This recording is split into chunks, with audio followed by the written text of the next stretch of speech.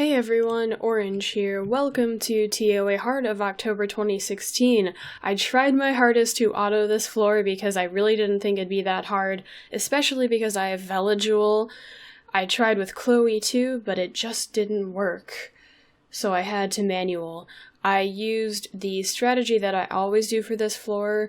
I kill the Krakas first because I believe they're the strongest Reser in the game. If they're not the strongest, they're one of the strongest. I do have Bella in there for extra insurance, because if they so happen to res, I can seize that buff off with my Bella and then continue on. So, went for them first, then I went for the Zyroses. Pretty standard strategy, I've always talked about this.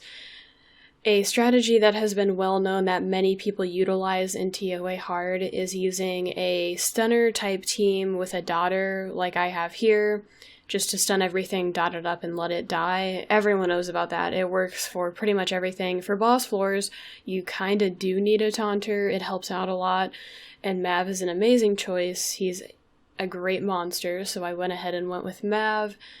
And I was taunting up that boss. I don't think it's super necessary to taunt the boss Jamire, because thinking about him, I don't really know what he does. I know he resets cooldowns, and then whatever he just did there, it didn't do much damage.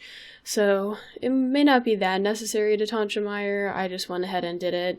And my team kept everything stunned very well. I've talked about this before, but other variations of this type of team are the Spectra plus a Taoist combo to just stun everything and keep everything stunned.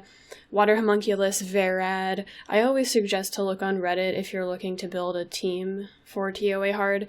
This team, I've said this many times before, when I was manualing TOA Hard a couple months ago. I've only cleared it, I think maybe this might be like my 6th or 7th clear of TOA Hard. This month was kind of like the first month where I was able to auto most of it. It was a little bit bumpy. I did waste a lot of energy retrying to auto floors that my team kept failing. But when I was manualing, this team was super safe, and they would always pass floors either on the first try. Some floors took me 5 to 10 tries, but this team was always really rock solid.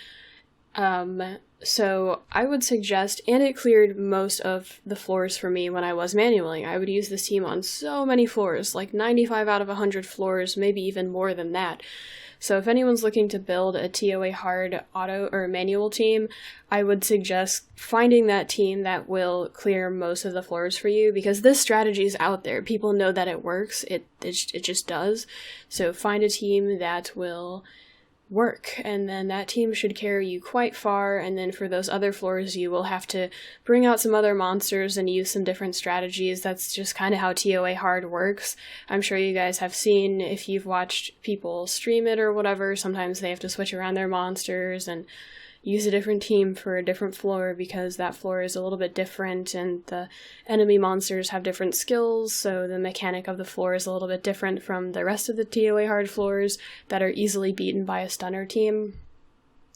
So yeah, I'm autoing here because I felt comfortable doing that. Some floors I don't feel comfortable because the AI can be pretty weird, and sometimes they don't put their skills on the enemy when their skills are up, but I felt pretty comfortable here because we saw the boss earlier attacking me and he didn't do anything, so even if he attacks me, it shouldn't be a big deal.